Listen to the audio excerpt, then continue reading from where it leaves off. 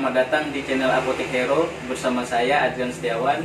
Hari ini saya akan membahas tips seputar kotak P3K agar mudah dibawa kemana saja. Yang akan kita bahas kali ini adalah apa saja yang perlu kita persiapkan di dalamnya, alat, bahan, dan obat-obat apa saja yang penting untuk kita bawa agar kotak P3K ini mudah dibawa kemana saja.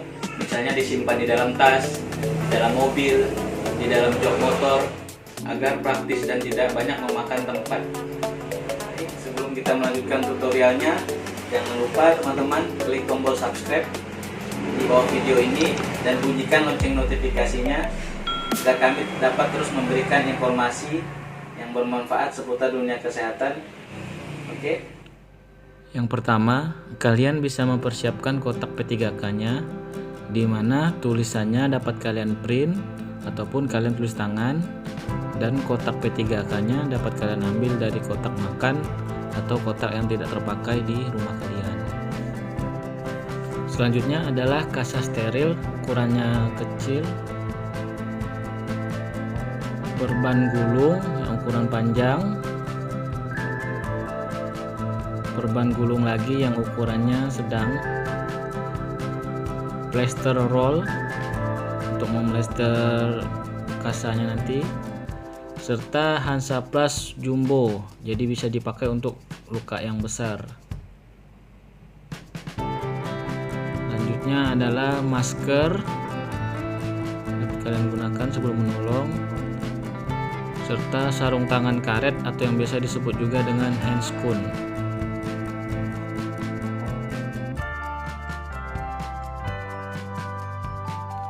Selanjutnya adalah aromaterapi yang memiliki dua fungsi. Yang pertama bisa untuk inhaler, dan yang kedua dia juga bisa untuk digosokkan. Jadi dia memiliki dua fungsi.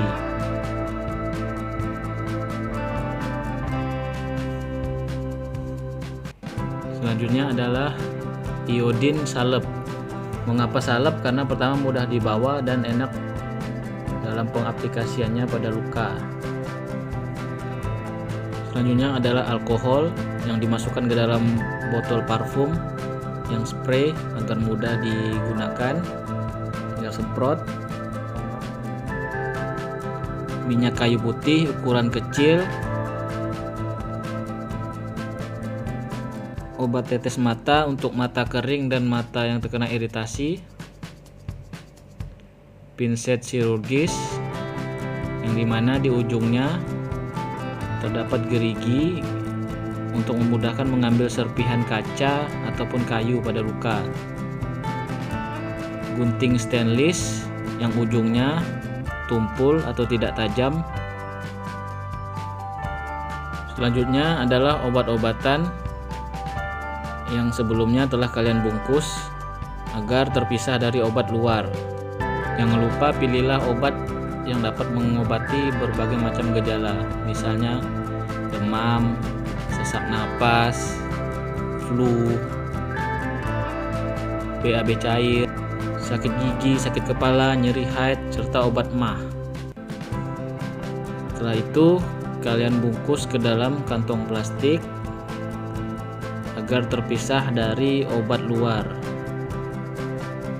karena obat minum itu tidak boleh disatukan atau bersentuhan langsung dengan obat luar ketika dalam kotak P3K. Selanjutnya proses penyusunan alat dan obat ke dalam kotak P3K. Yang pertama obat minum, selanjutnya ada kasa steril, simpan di samping, kasa gulung yang panjang, kasa gulung yang kecil,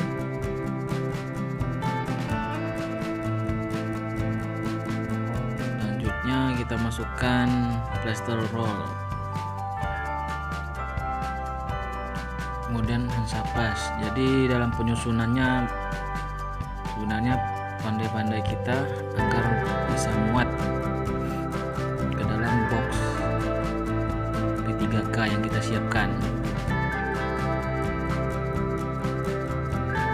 Ini adalah inhaler atau aromaterapi, iodin salep, dan alkohol.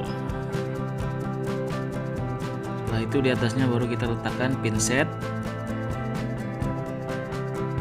dan gunting.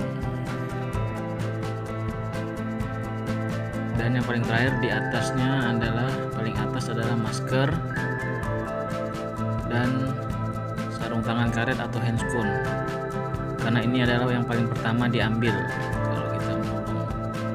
Saya akan tunjukkan cara melipatnya. Pertama, yang di bawah tarik sedikit ke atas, kemudian kiri kanannya kita lipat, terus dari bawah kita gulung ke atas, gulung terus sampai ke atas. Di bagian yang panjang tadi kita lipat ke arah dalam.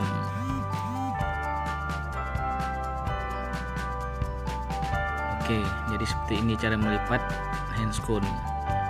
Oke, telah masuk semua ke dalam kotak P3K.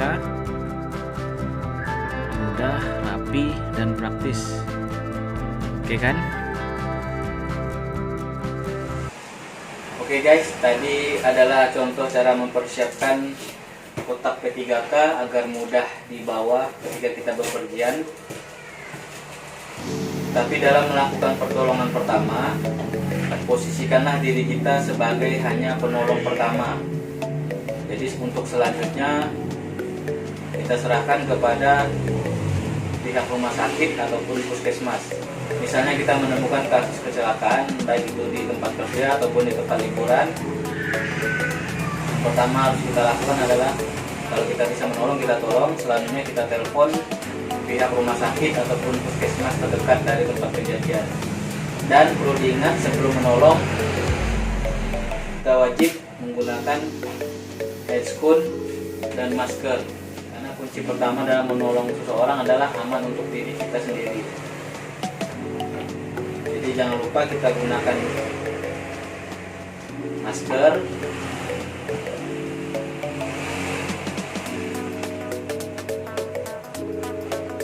lalu kita pasang sarung tangan karet ini sebelum kita menolong orang tersebut.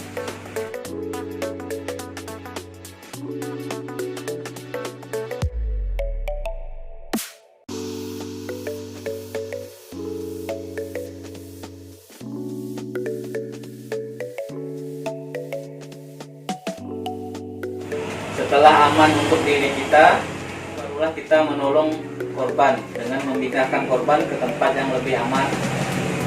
Barulah kita melakukan pertolongan pertama. Jadi guys, isi di dalam kotak P3K ini bisa kalian improve sesuai kebutuhan kalian masing-masing. Dan tetap setelah melakukan pertolongan pertama dianjurkan untuk kalian memeriksakan kondisi orang yang kalian tolong ataupun kalian sendiri ke rumah sakit, puskesmas ataupun klinik terdekat, karena ini hanya bersifat penolongan pertama. Oke guys, terima kasih untuk kalian telah menonton. Selanjutnya part kedua akan saya buat bagaimana cara menangani ketika kalian menemukan kejadian kecelakaan di tempat yang tidak terduga. Satu lagi guys, ya, subscribe channel Apotek Hero, like video ini dan share agar dapat bermanfaat bagi orang banyak. Terima kasih telah menonton. Sampai jumpa di video selanjutnya.